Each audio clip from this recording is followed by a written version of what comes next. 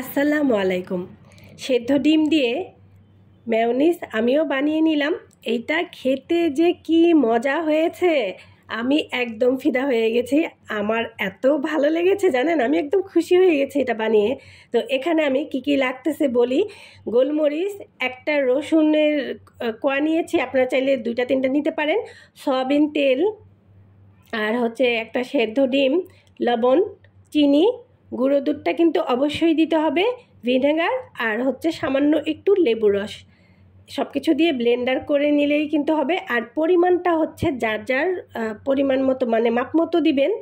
আর এখানে হচ্ছে আমি মানে অনেক দিন আগে আমি কাঁচা তেল দিয়ে কাঁচা ডিম দিয়ে করেছিলাম, মানে ওইটা হয়ই নাই। তারপর থেকে মানে আর করি নাই, চেষ্টাও করি নাই মেয়োনিজ বানানোর জন্য। তো এখানে আমি সেদ্ধ ডিম দিয়ে করে নিলাম। মাশাল্লাহ মাশাল্লাহ, এত সুন্দর হয়েছে।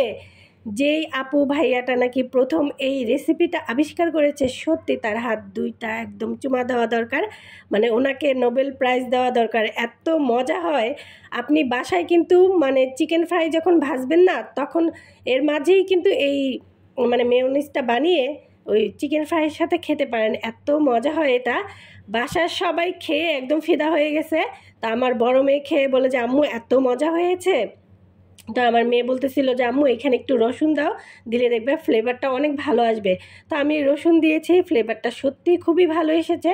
তো আমি কিন্তু আমার পরিমাণ মতো দিয়েছি, আপনারা কিন্তু আপনাদের মাপ মতো দিয়ে নেবেন। সেদ্ধ ডিম দিয়ে যে এত সুন্দর মেয়োনিজ হয়, কেউ মানে না বানালে আপনারা মানে বুঝবেনই না। তো এটা না ফ্রিজে রেখে একটু ঠান্ডা করে খাবেন, তাহলে কিন্তু আরও বেশি ভালো লাগবে।